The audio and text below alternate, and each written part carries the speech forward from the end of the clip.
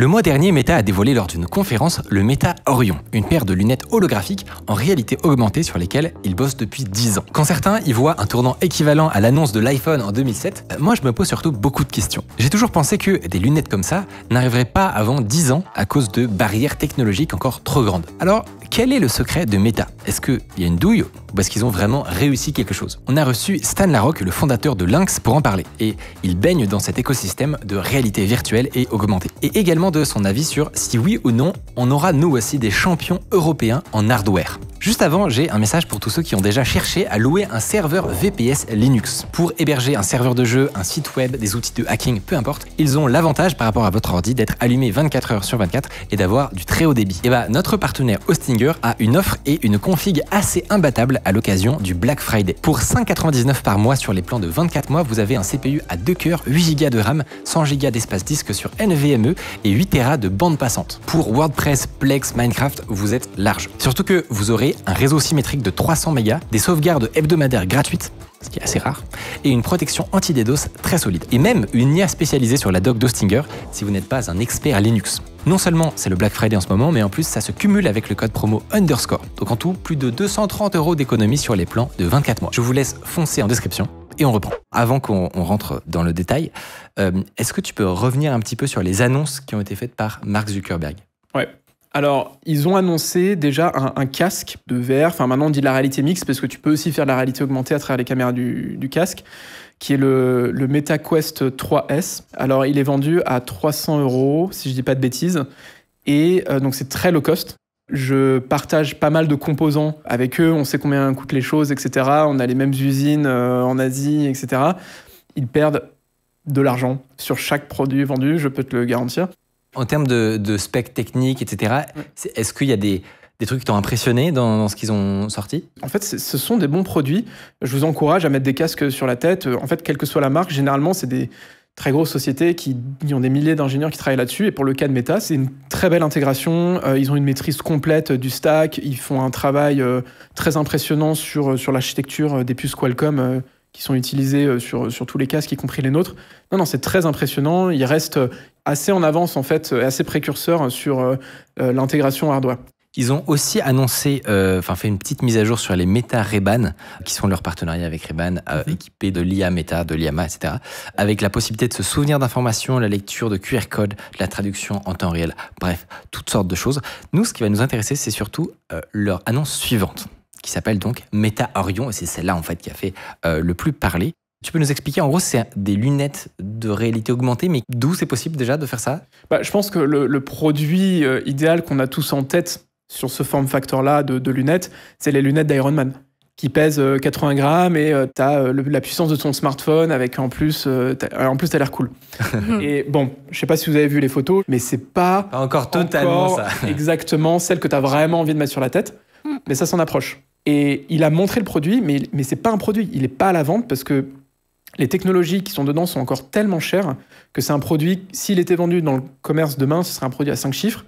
Donc encore plus inaccessible pour les mortels que nous sommes que le Vision Pro. Et c'est intéressant parce que contrairement aux Meta Ray-Ban, en fait, qui sont juste une caméra et des haut-parleurs, il n'y a pas de display, en fait, il n'y a pas d'écran. Donc tu as beaucoup moins de contraintes tout de suite. Par contre, sur Orion, donc, ils ont un display, ils ont essayé de tout intégrer et de faire ces lunettes d'Iron Man. Cette technologie, donc ces lunettes de réalité augmentée, en termes de catégorie, c'est pas de la réalité mixte, dans le sens où c'est pas un écran comme sur l'Apple Vision Pro, qui te renvoie la réalité par des caméras. Tu vois vraiment ton environnement, la lumière atteint ton œil directement, pas en passant par un écran, mais il y a un système d'hologramme. En gros, c'est ça. En fait, c'est ça, c'est que le guide d'onde de l'optique, donc ce qu'on appelle le waveguide, qui est une surface transparente, sur laquelle tu vas venir envoyer de la lumière par un certain moyen, et cette lumière va devoir être si puissante qu'elle doit lutter contre la lumière ambiante. Donc dans une pièce bien éclairée, c'est un peu compliqué. Dehors, c'est impossible. Il n'y a aucune lunette qui affiche des hologrammes qui fonctionne dehors. Ah, ça c'est intéressant. Voilà, parce que tu peux pas lutter contre la lumière du soleil avec un petit projecteur. En fait, ton hologramme va avoir un aspect fantôme et tu vas presque même plus le distinguer. Donc ça coûte cher.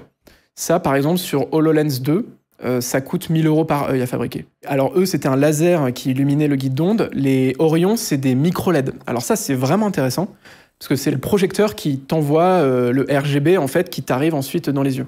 Et en fait, tu as 3 projecteurs, micro-projecteurs dans les branches des lunettes.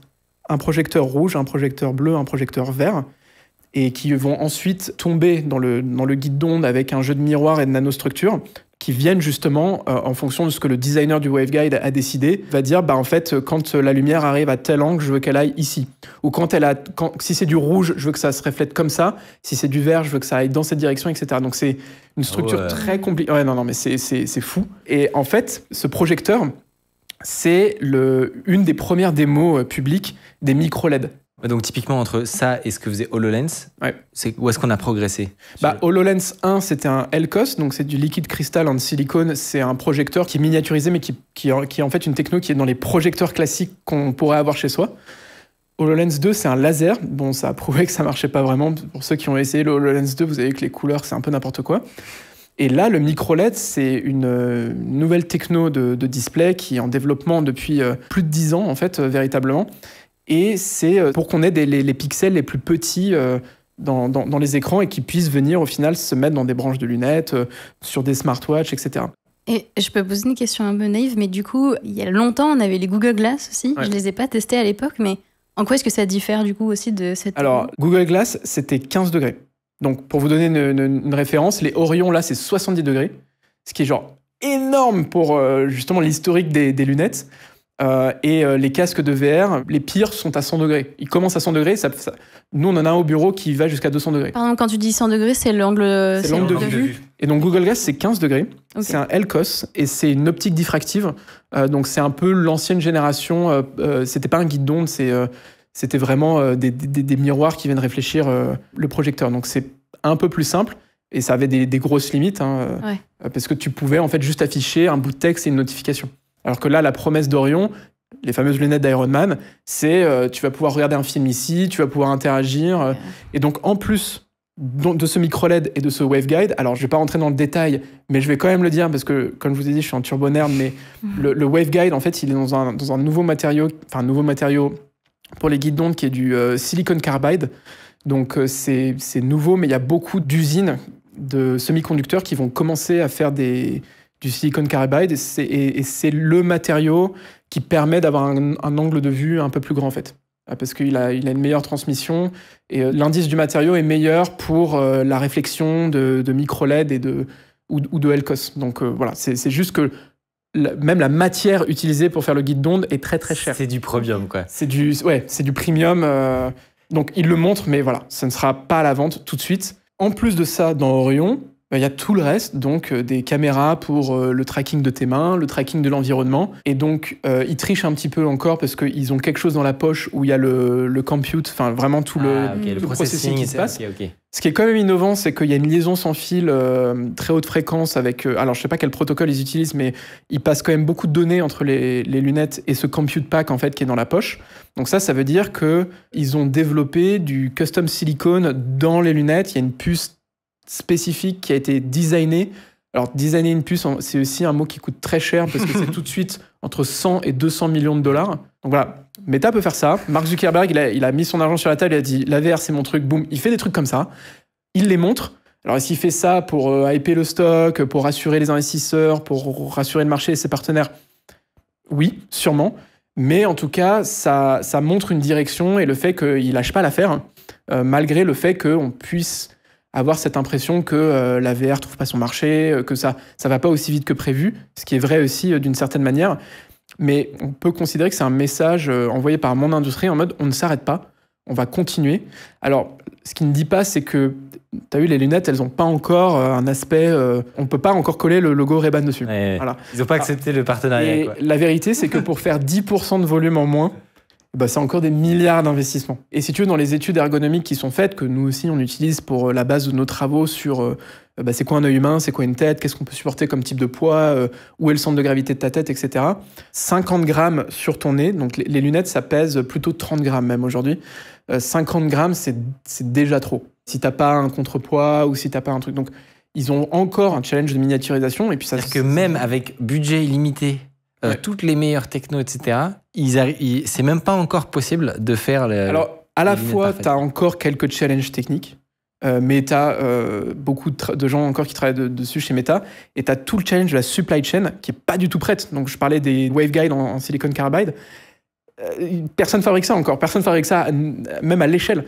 Donc on est encore assez loin de tout ça. Et voilà. En gros, est-ce qu'on ne peut pas dire que le projet Orion, c'est un kiff de milliardaire? Je pense que c'est un kiff de le montrer. En disant, la mienne, elle est comme ça. Voilà. Il l'a montré, il l'a posé. Parce qu'en fait, ce que les gens ne suivent pas forcément, c'est que 2 semaines avant, il y a Snapchat aussi qui montrait ses lunettes. Donc il y a une guerre d'ego, forcément. T'as montré tes lunettes, les miennes, elles sont comme ça. Bon, voilà. On en est là. Parce qu'il y a un historique, il ne s'apprécie pas forcément beaucoup. Il y a un peu de rivalité là-dessus. Mais ce que je veux aussi qu'on retienne de cette intervention, c'est que la R et la VR, si c'était un problème d'argent et de gens intelligents, ce serait résolu depuis très longtemps. Il y a des milliers d'ingénieurs et des dizaines de milliards par mois qui sont injectés dans cette industrie. Comme je vous l'ai dit, ça va arriver qu'on le veuille ou non, donc autant travailler là-dessus et essayer d'avoir un impact là-dedans. Mais voilà, la science et l'ingénierie, ça progresse parfois pas aussi vite qu'on le veut, ouais. Mais là, ça ne s'arrête pas. Est-ce que, de ton point de vue, qu'est-ce qui manque en fait pour faire en sorte que ce genre de lunettes-là arrive dans le grand public? Et en fait, ce qui manque, c'est pas de l'argent, c'est que des gens comme Mark Zuckerberg qui ont le loisir et les milliards continuent presque de manière religieuse à investir. Mais en fait, tu vois, moi je peux critiquer ce que fait Meta sur plein d'aspects, mais je peux pas oublier que s'il n'y avait pas des gens comme ça qui mettaient autant d'argent, moi, en tant que plus petit acteur, j'aurais pas forcément des super puces Qualcomm, on n'aurait pas forcément le reste de la supply chain, des caméras moins chères, etc. Parce que il y a des grands qui acceptent de perdre de l'argent là-dedans. Donc voilà, je suis assez précautionneux là-dessus et je réalise qu'il ne faut pas en faire une guerre de chapelle. Je pense qu'on a encore, pour les lunettes, c'est plutôt entre 5 à 10 ans. Okay. À l'horizon 2030, on aura vraiment quelque chose que tu as envie de mettre sur la tête. Tu vois, moi, je porte pas de lunettes, je pense que toi non plus. Pour te faire porter des lunettes, je pense qu'il va falloir des bons arguments, ouais. Déjà, il ne faut pas les perdre, il faut les laver, parfois il faut les refaire. Et maintenant, je vais dire, il faut les charger, il faut les mettre à jour. Enfin, voilà, ça va rajouter un peu de charge mentale. Et c'est un produit qui va lutter contre le smartphone, que tu as déjà sur toi, que tout le monde connaît, qui apporte une valeur infinie par rapport à le fait de le charger éventuellement tous les jours et de ne pas l'oublier. Donc non, les lunettes, nous, personnellement, chez Lynx, on ne travaille pas dessus parce que pour nous, c'est pas du moyen terme même. C'est pas du moyen terme au vu de nos ressources et de la direction, selon nous, que prend le marché en fait. Moi, je propose, maintenant qu'on a un peu vu la partie, le volet technique, qu'on revienne juste un peu plus en détail sur pourquoi ils dépensent autant d'argent à vendre des casques à perte. En fait, il faut comprendre que depuis que Mark Zuckerberg a racheté Oculus, il a dépensé, donc sur presque 10 ans, 100 milliards de dollars. 100 milliards, je ne sais pas vous savez ce que ça représente, mais moi, avec 100 milliards, en France, je te fais une politique publique de fou. C'est énormément d'argent. Il ne faut pas oublier que, par exemple, tout le coût R&D jusqu'à la productisation de la Tesla Model S, c'est 300 millions. Alors, pourquoi il fait ça? Déjà, il y a une raison qui est une conviction, pour le coup, que je partage avec lui, que ça fait partie du futur. Il faut qu'on y aille. Il y a un usage, il y a un vrai marché derrière. Ça permet d'améliorer la vie des gens. Enfin, moi, ce que je vois avec nos utilisateurs et nos casques, je trouve ça incroyable ce qui se fait. T'as des 2-3 exemples très vite fait? Ouais, typiquement, en fait, chez Lynx, ça sert à former des chirurgiens. Là, on a fait... tu vois, avec le CNES, on fait de la formation d'astronautes, on a fait des vols en zéro gravité, donc on travaille maintenant là avec l'Agence spatiale européenne. Enfin, il y a plein de choses qui sont faites où, au lieu d'apprendre quelque chose sur un écran ou un livre comme on l'a fait quand on était jeune, tu mets un produit sur la tête qui te permet d'appréhender ton univers, vraiment comment il se comporte. Et donc, c'est des cours de physique-chimie en VR, où on peut te faire manipuler du matériel radioactif, alors qu'en vrai TP de physique-chimie, je sais pas toi, mais moi, c'était pas aussi excitant que ça. Alors que là, on peut simuler des choses qui seraient très difficiles à répliquer dans la vraie vie. Donc, au-delà du simple jeu vidéo, il y a énormément de choses à faire qui bénéficient à la société. Ouais. Et nous, c'est ce qui nous motive, en tout cas, chez Lynx. Donc, première raison, il y croit. Première raison, il y croit, il y a des usages, et même, lui, il va jusqu'à dire que ça va remplacer toutes les dalles noires autour de nous. Donc, la télé chez toi, moi, je pense que nos enfants, ou nos petits-enfants peut-être, verront des télés éteintes dans nos photos en disant « Mais papa, papy, c'est quoi ce rectangle noir qui était accroché au mur ?» Et après, il y a un enjeu de plateforme. Mark Zuckerberg, Facebook, en fait, à l'époque, a loupé en fait, le virage des smartphones et il est tributaire, il est victime de Google et d'Apple. Je ne sais pas si vous vous rappelez, mais son cours en bourse avait dévissé parce que Apple avait changé une ligne sur la régulation au niveau des cookies et du tracking. Et donc, en fait, lui, en tant que GAFAM, mais en fait, dans les GAFAM, il y a quand même une petite pyramide de pouvoir. Il sait très bien que le robinet peut se fermer. Et donc, il a cette peur viscérale de ne pas avoir sa propre plateforme. Et du coup, que son portfolio d'applications, parce qu'il y a Facebook, il y a WhatsApp, il y a Instagram, il y a d'autres choses encore, il a très peur de ces plateformes qui peuvent changer leur politique du jour au lendemain, qui vont avoir un impact économique sur sa société et son empire. Donc il s'est dit, je ne vais pas gagner sur les smartphones, enfin j'ai même perdu, je vais investir sur la plateforme d'après. Et effectivement, quand tu vois les cuts qui sont pris sur les Apple Store, etc., entre faire du software ou posséder la plateforme, sur la, c'est pour ça qu'on a créé la chaîne alimentaire, t'es plutôt... Nous, chez Lynx, ce qu'on fait, c'est le casque et l'OS. Et les gens nous voient souvent comme les gens qui font le casque. Mais en fait, on a plus de gens en software chez nous et qui travaillent justement sur l'OS et le middleware et même la couche applicative. Parce qu'en fait, quand tu as l'OS, tu es à la poignée de l'éventail. Tu vois, quand tu as la plateforme et même quand tu as le hardware, tu es vraiment chez toi, tu peux vraiment faire ce que tu veux.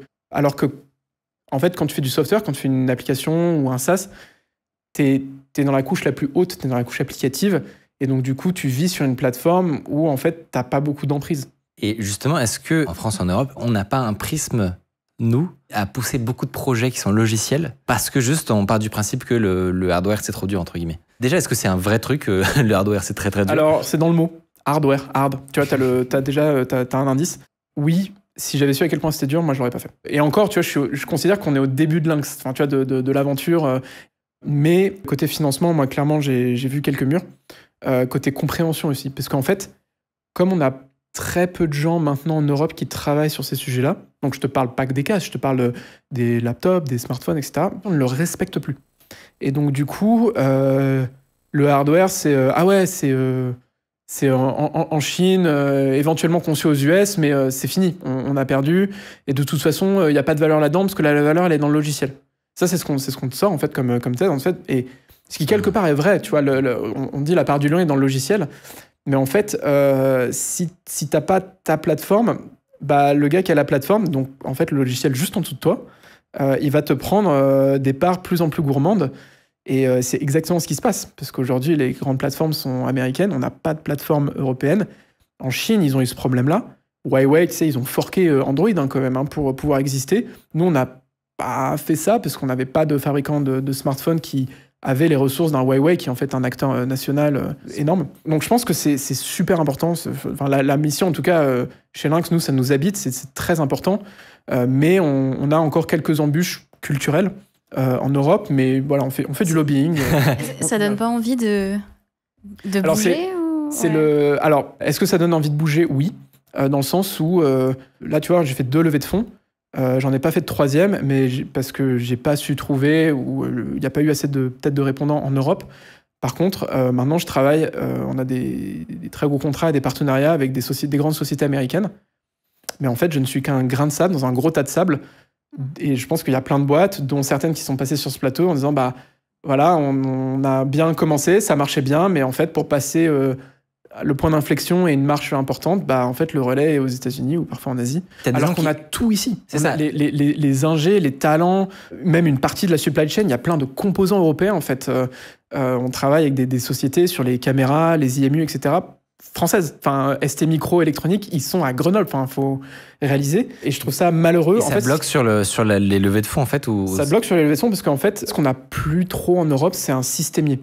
On a beaucoup de composants deep tech, on a beaucoup de gens qui vont faire une brique deep tech, mais on n'a plus d'assembleur qui va soit faire ses propres composants, soit en prendre d'autres, les mettre en commun et faire un produit. En fait, un systémier, Apple, c'est un systémier sur ses produits, ils font pas tout eux-mêmes. Et d'ailleurs, ST Microélectronique fournissait les IMU des iPhones jusqu'à il y a encore pas très longtemps. Non mais voilà, il faut réaliser qu'on a ce savoir-faire, les ingénieurs, le reste de les équipes de conception, elles sont toutes en France, en tout cas pour Lynx. Moi, le message que j'ai, c'est ça, c'est très difficile, mais on peut le faire, faut pas être défaitiste. Et ça peut marcher. La preuve, c'est que aujourd'hui, Lynx, on est plus dans une bonne position.